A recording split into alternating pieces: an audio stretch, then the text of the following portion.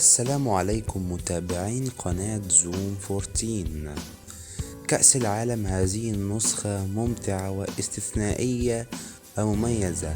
حتى في الجولة الثانية يمكنك أن تنظر بعين الاعتبار أن هناك كثير من المنتخبات لم تحسم مقعدها للتأهل إلى دور 16 من كأس العالم. وطبعا أما هذه الفرق التي صعدت هي البرازيل وفرنسا، ولكن ننتظر آخرين في الجولة الأخيرة والثالثة. اشترك في القناة وفعل التنبيهات حتى يصلك كل هناك فيديو. تقدر تتواصل معي في فيسبوك وتيك توك، وهيا بنا نبدأ. سأتكلم عن النتائج سريعا في المجموعات ونبرز لكم الموقف بالنسبة للمجموعات الثمانية في الجولة الثانية. في المجموعة الأولى المنتخب القطري يودع رسميا المونديال بخسارته الثانية أمام السنغال بثلاثة أهداف مقابل هدف، ودخل محمد مونتاج للتاريخ بتسجيله الهدف الوحيد والأول لقطر في تاريخ كأس العالم. المنتخب القطري تحسن أداؤه في الشوط الثاني، ولكن بعد أن تفوق السنغال عليه بأخطاء الدفاعية وتستطيع تسجيله ثلاثة أهداف وإنهاء المباراة.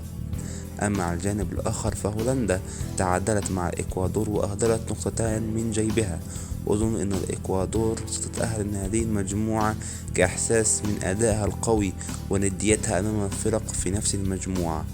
هولندا كانت مسيطرة على المباراة، ولكن المنتخب الإكوادوري يعرف من أين تؤكل الكتف وسجل هدف التعادل. في المجموعة الثانية مباراة مملة ومشهد الكثير من الفرص بين إنجلترا والولايات المتحدة. المنتخب الإنجليزي هدد المرمى، وأيضا الولايات المتحدة هدد المرمى، ولكن لم تشهد المباراة أي أهداف. في نفس المجموعة خطف إيران انتصارا غاليا على منتخب ويلز وبهدفين مقابل لا شيء. المباراة استمرت حتى طرد حارس ويلز، ثم جاءت السيطرة الإيرانية وهدفين في آخر دقائق المباراة، وفي ظرف دقيقتين من وقت بدل الضايع استطاعت إيران أن تقترب من التأهل من خلال المجموعة وأن تضيف 3 نقاط مهمة إلى جعبتها. وفي المجموعة الثالثة والمنتخب السعودي يخسر أمام منتخب بولندا بهدفين نظيفين، والمنتخب السعودي كان يعول على تأهله من هذه المباراة، ولكن أجل الحسم الجولة الأخيرة والمباراة الأخيرة أمام المكسيك. المنتخب السعودي لم يستطع أن يجاري اللعب المنتخب البولندي في خلال الشوط الثاني، ولكن الشوط الأول كانت هناك فرص وإضاعة ضربة جزاء عن طريق سالم الدوسري، ولكن روبرت ليفاندوفسكي حسم اللقاء في آخر 10 دقائق واستطاع أن يسجل الهدف الأخير.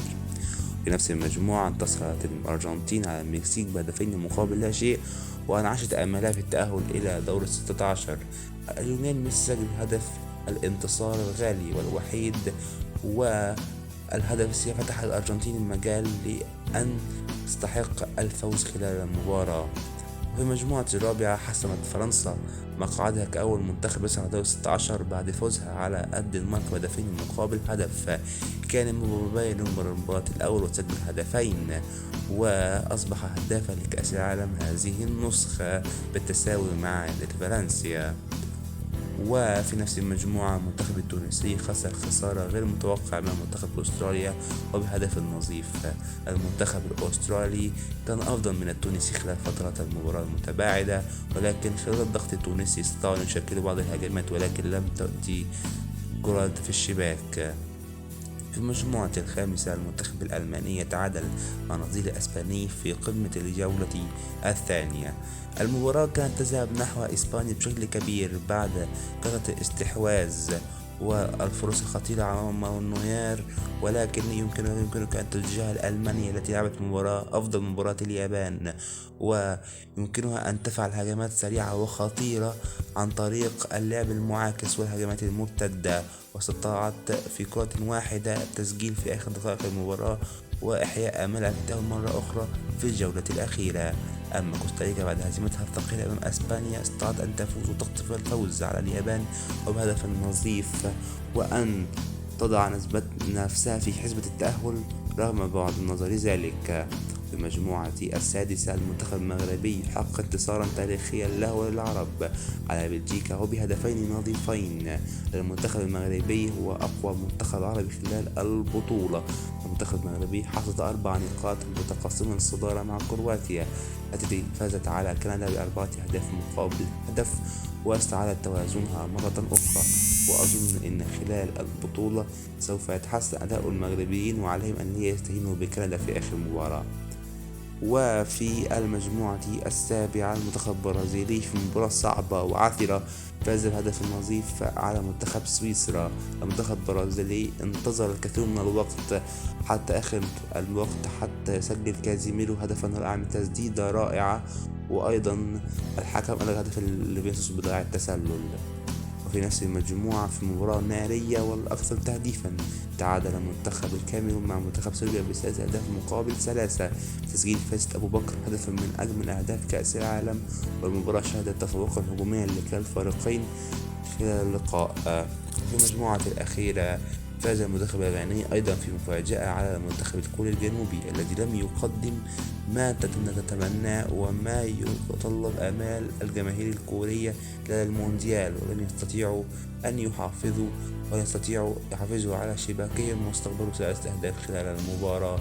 تألق اللاعب أياكس المنفجر من بداية الموسم هو اللاعب محمد قدوس. وضمنت البرتغال التأهل رسميا بعد فوزها على المنتخب الأوروغواني بهدفين نظيفين. كريستيانو رونالدو كاد أن يقترب من يسجل الهدف الأول للبرتغال، ولكن الكرة كانت أن تلمس شعر رأسه، ولكن اختص بالهدف لبرونو فرنانديز. وسجل أيضا برونو فرنانديز الهدف الثاني من ركلة الجزاء بعد خروج الدون. البرتغال ضمنت الصعود، والأداء تطور تدريجيا مع المباريات. اشترك في القناة وفعل زر التنبيهات حتى يصلك زمنك فيديو. لا تواصل مع فيسبوك وتيك توك، وشغل في الوصف. شكرا لكم، والسلام عليكم ورحمة الله وبركاته.